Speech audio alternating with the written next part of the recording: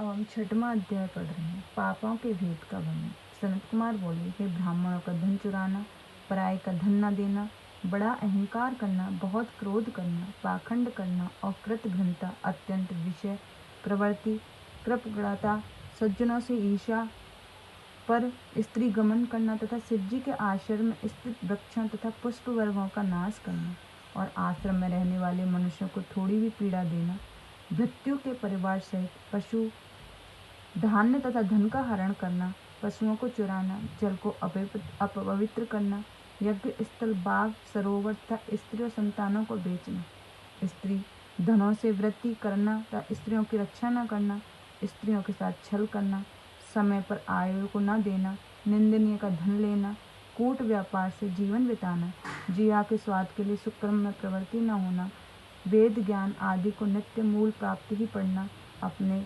ब्रह्मा आदि व्रत का त्याग कर दूसरों को आचार्य का सेवन करना, देवता, गुरु, अग्नि तथा ब्राह्मण और चक्रवर्ती राजाओं के प्रत्यक्ष में पीछे से निंदा करना इत्यादि पापों से स्त्री तथा पुरुष पातकी कहलाते हैं। जो इस प्रकार जौ, गौ, ब्राह्मण, कन्याओं के स्वामी, मित्र और तपस्वियों के कार्य में विघ्न डालते हैं, वे नरकगामी होते हैं।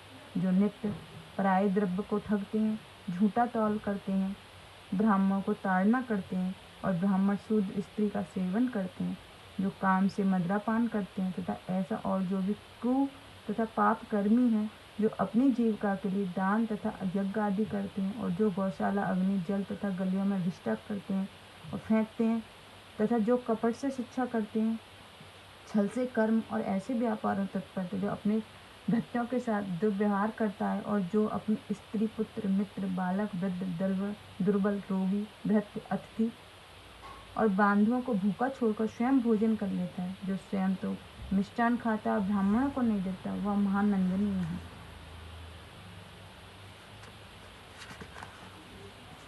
जो संन्यास धारण करके भी गृह में निवास करता है और जो शिव प्रतिमा का वेदन करता है, क्रूरता से गौ को मारता है, दुर्बलों को पोषण नहीं करता और उन्हें हमेशा त्याग देता है, बिना भोजन किए पशु को हल में जोतता है और जो घायल, रोगी, भार से दबे, भूखे गाय बैल को यत्नपूर्वक नहीं पालता, वह गौ हत्यारे पापी नरक में जाते हैं। जो पापी बैल के अंडकोशों को कटवाते हैं तथा वसंध्या जात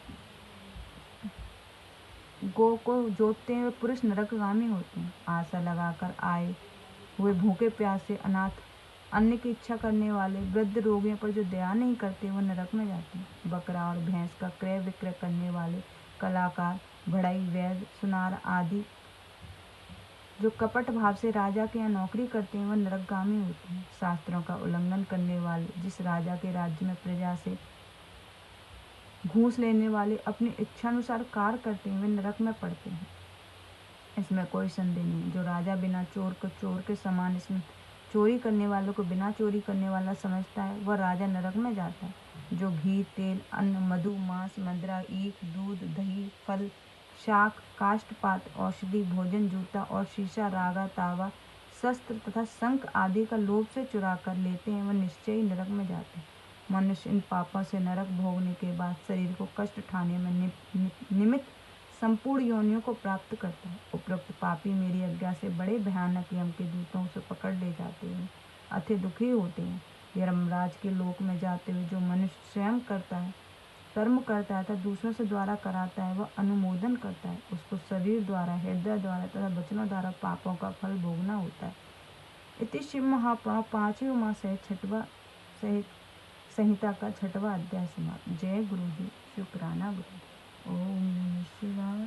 शिव जी सदा ओम नमः शिवाय। गुरु जी सदा।